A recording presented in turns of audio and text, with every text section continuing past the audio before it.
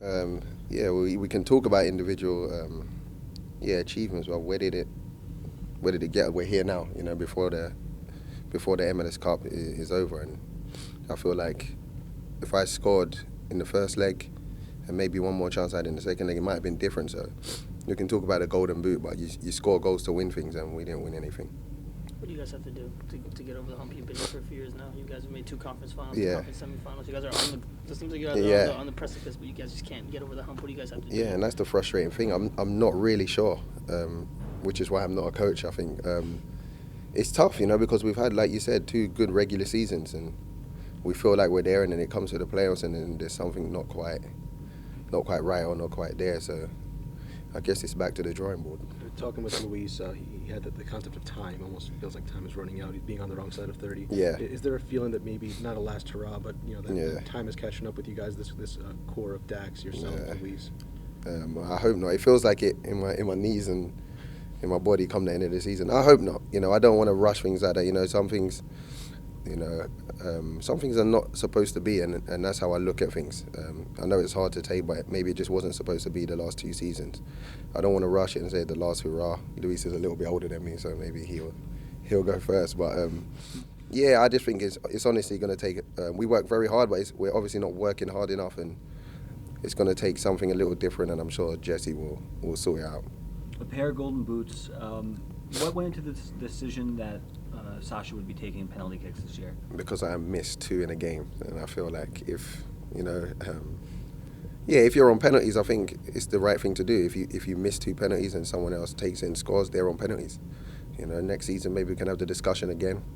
But yeah, Sasha was the right man to take it. He scored some big penalties for us, and the keeper just made a good save.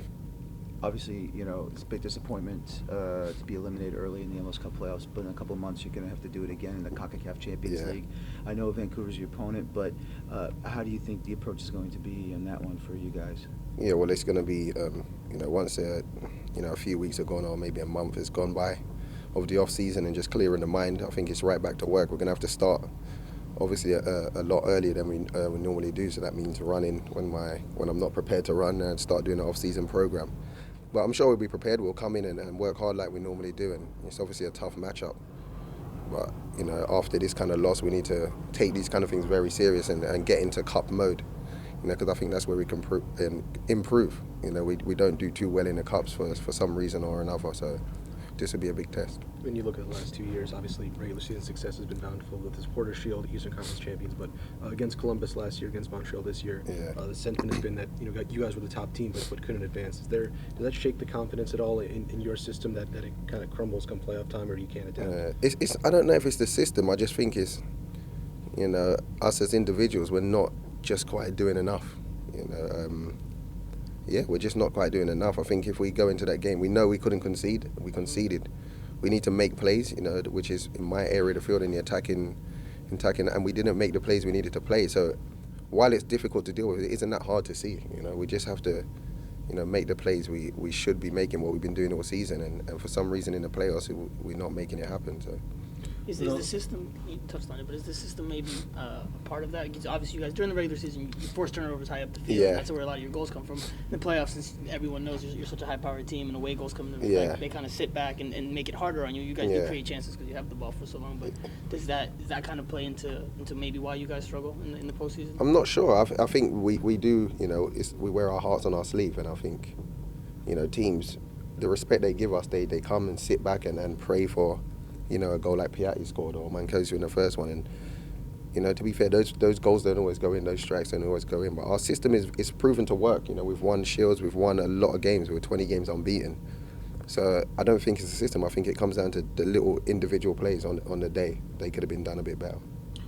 Can you talk about playing with your brother the last year and a half? How's that been, and what's the experience been like? Yeah, it's been amazing. I said before, when we was at Man City together, I never truly appreciated.